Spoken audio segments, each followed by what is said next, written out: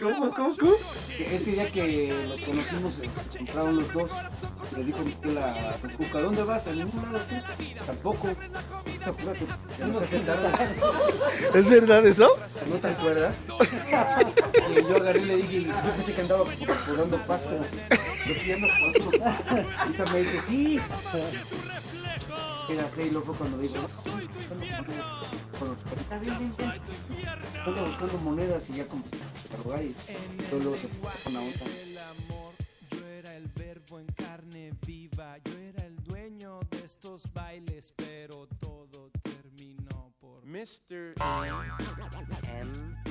M-O-S